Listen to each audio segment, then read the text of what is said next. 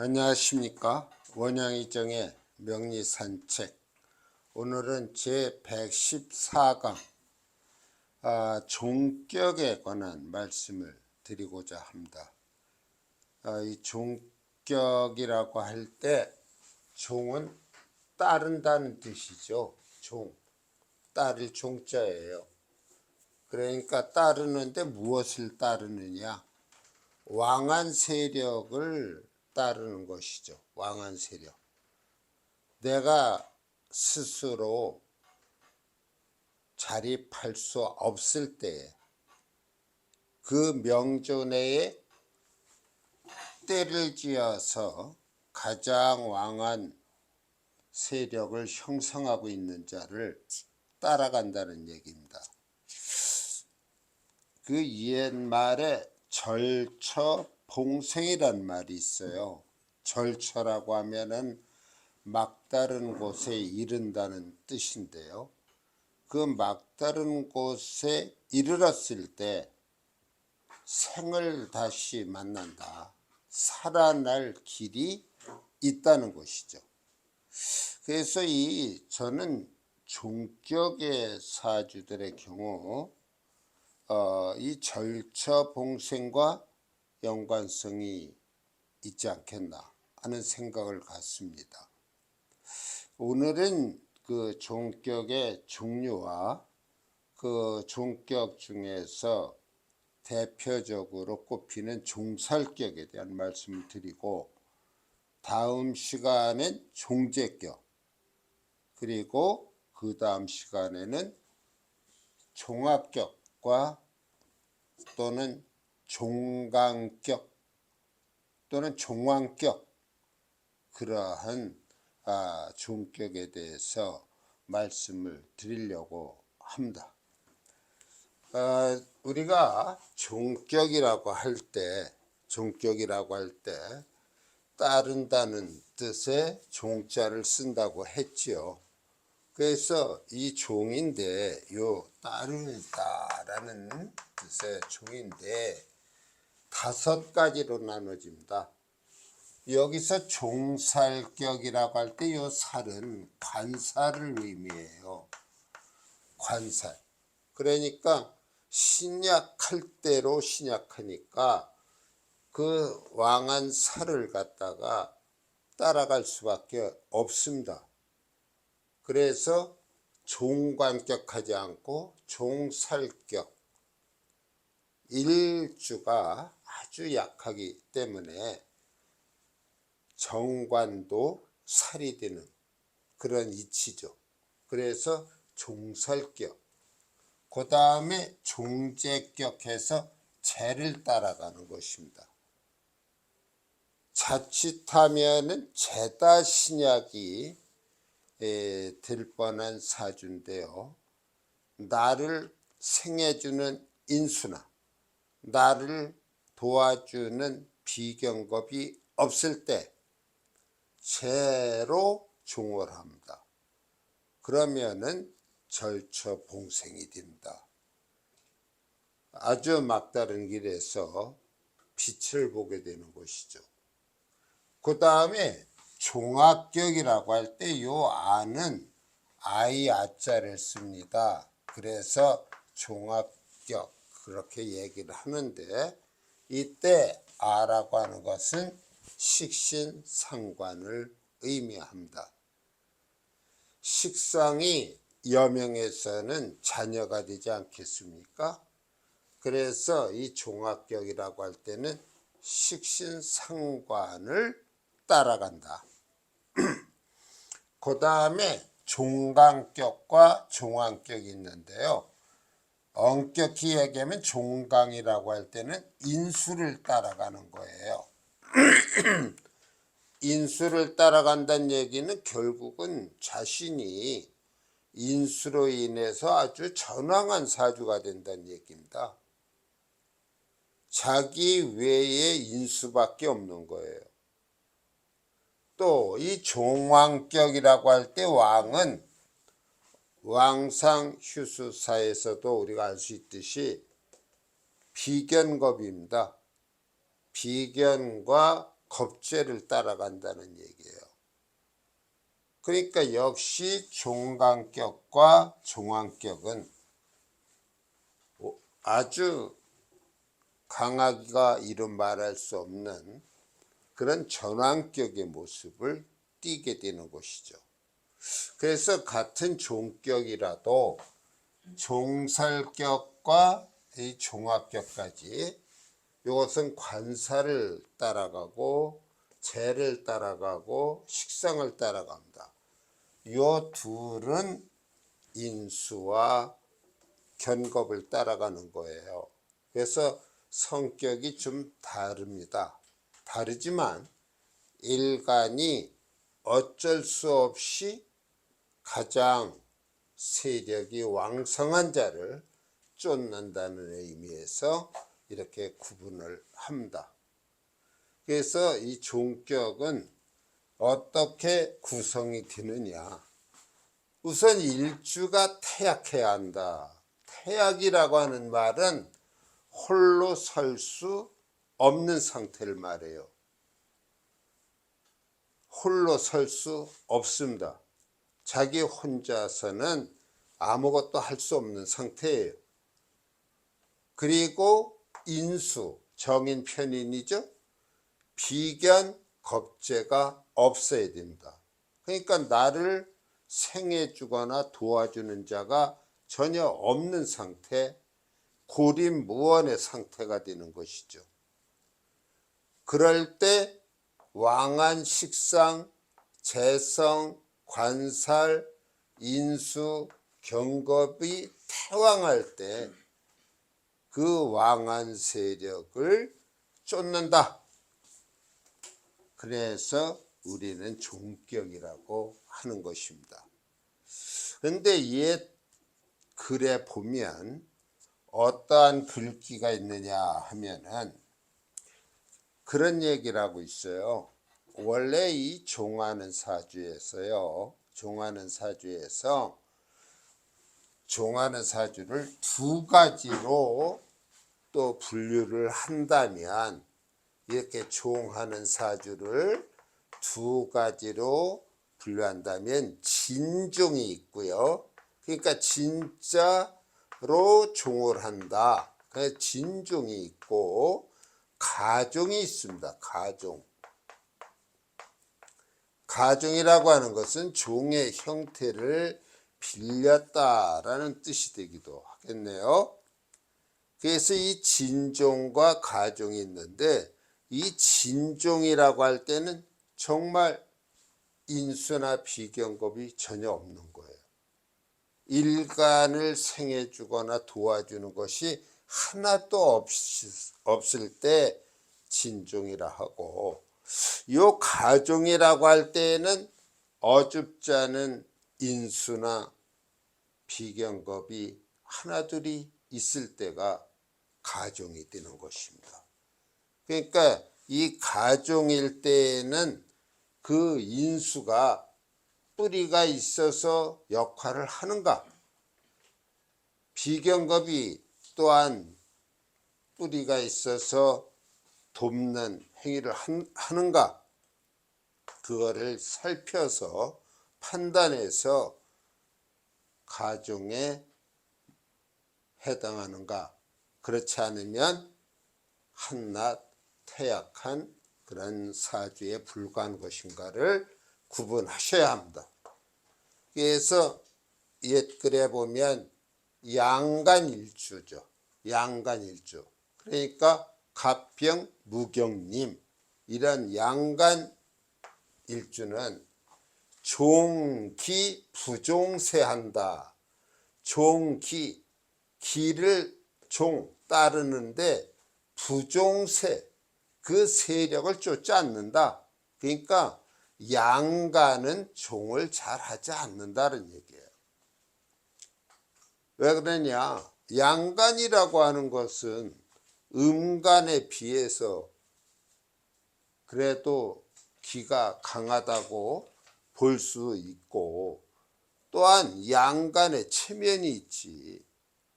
무조건 세력을 쫓는 그러한 형상은 맞지 않는다 해서 양간은 종기 부종세, 음간은 종세 무정의라.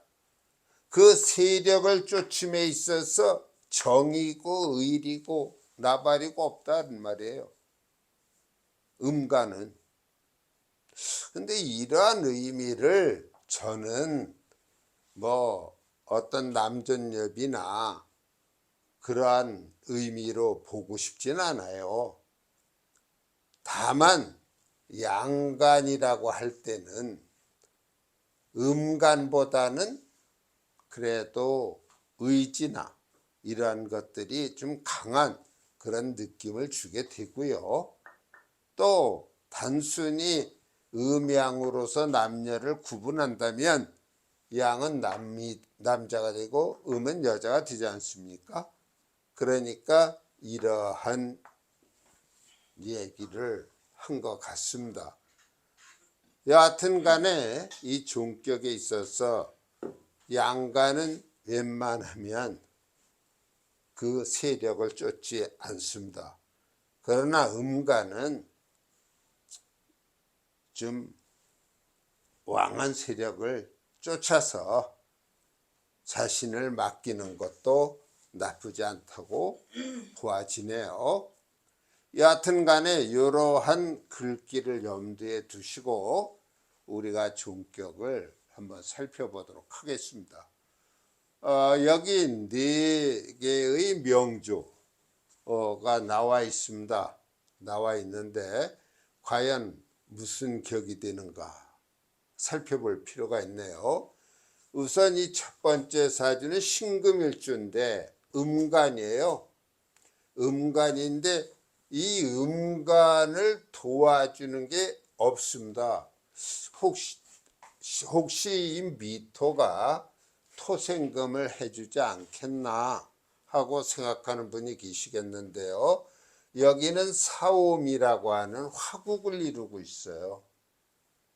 그리고 월지에 있는 미토는 절대 금을 생하지 못합니다.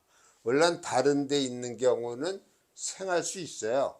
있지만은 월지의 미토는 이 금 일주한테 관으로서 작동하기가 쉽지 생하기는 어렵습니다. 그래서 이 사주는 이 화의 세력이 이렇게 강합니다.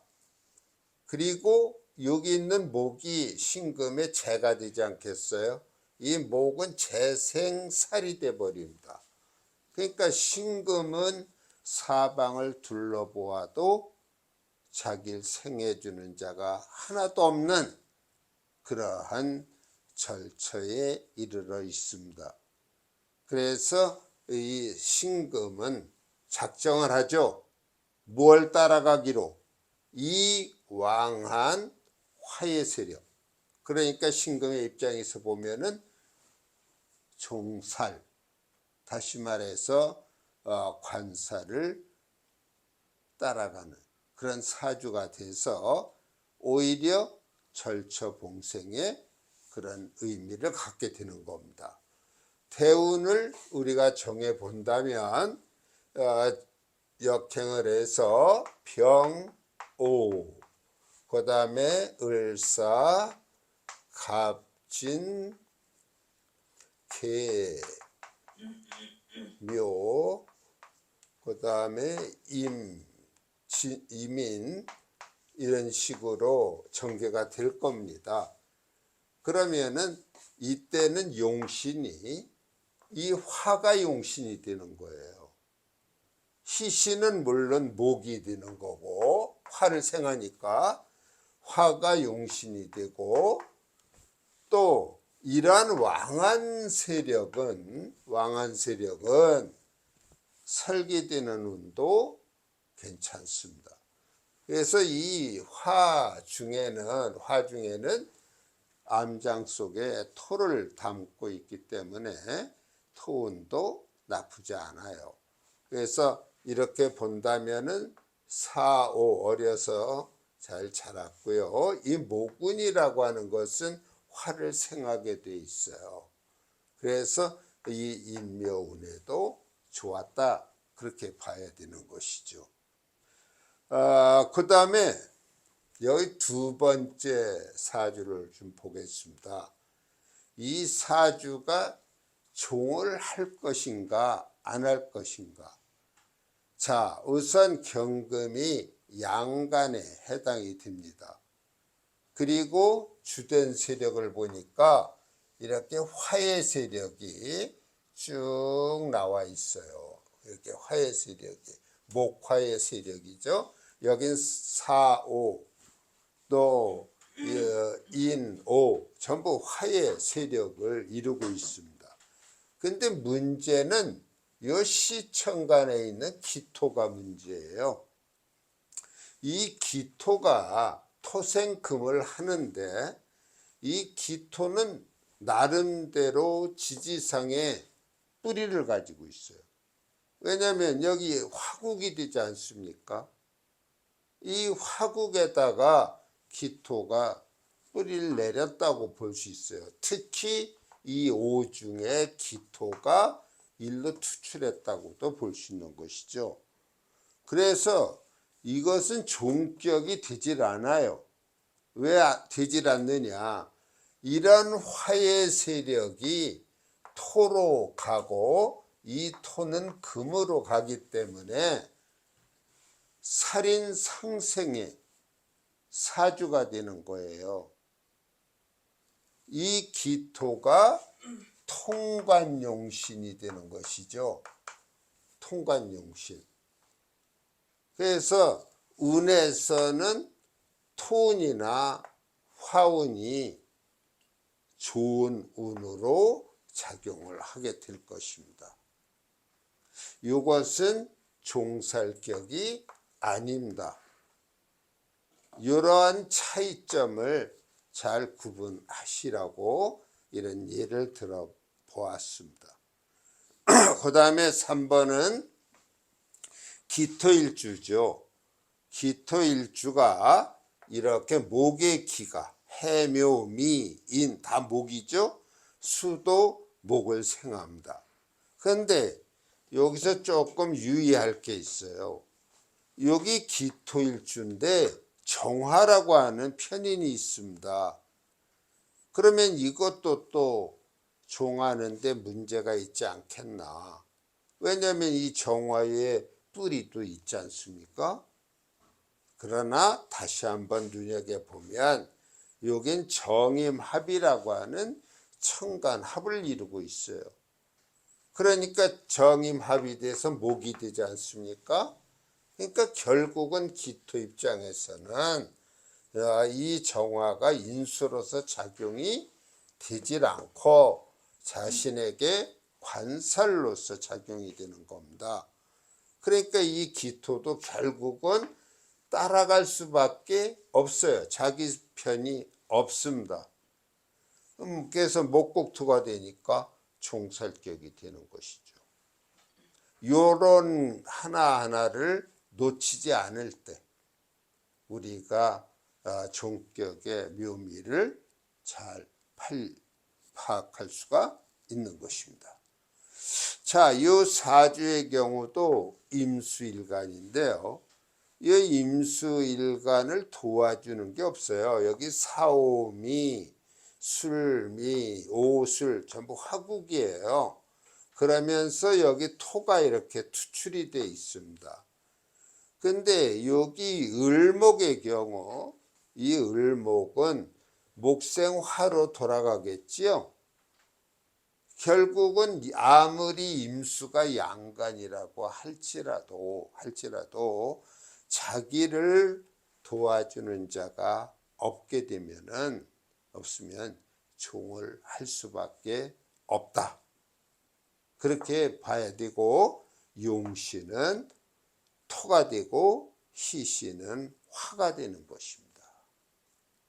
근데 이제 이렇게 이 을목 같은 경우에 수의 상관이 되는데요. 이 상관은 관을 극합니다. 관사를 극하잖아요. 그래서 운이 이렇게 쭉 흐를 때 만일에 이 을목의 뿌리가 될 수 있는 그런 운이 와서 을목이 작동하게 된다면 이때는 목곡토라고 하는 작용을 하기 때문에 수명까지 좌우되는 그런 상황에도 이른다는 걸 아셔야 되겠습니다. 제가 오늘 이 시간에 종격 중에서 종살격을 예를 들어서 설명을 드렸습니다. 현대 사회일수록 저는 이 종하는 사주가 더 많아진 것이 아닌가라고 생각을 해요. 예전에 사대부가 존재하던 시절에는 정말 양가는 종기부종세 하고자 노력을 했습니다. 그래서 남산의 딸깍바리 선비들 같은 경우 자기가 신약해서 재관을 움켜쥐진 못하지만 나라를 위해서 상소를 하고 대궐 앞에 가서 머리를 풀어헤치고 임금에게 직언을 할 때 자기 목이 달아나는 걸 두려워하지 않았어요. 그런 어떤 절의가 있었다. 오늘날에는 그러한 절의, 절개, 지조 이란 모습이 옛날 같지는 않은 듯 싶습니다. 이 얘기가 좀 비약이 됐습니다만 하여튼 종살격에서 이 종격에서 양가는 종기부종세하고 음가는 종세 무정이로다 라는 말을 한 번쯤 새기면서 종격을 익혀주시기 바랍니다. 오늘은 여기서 마치겠습니다. 감사합니다.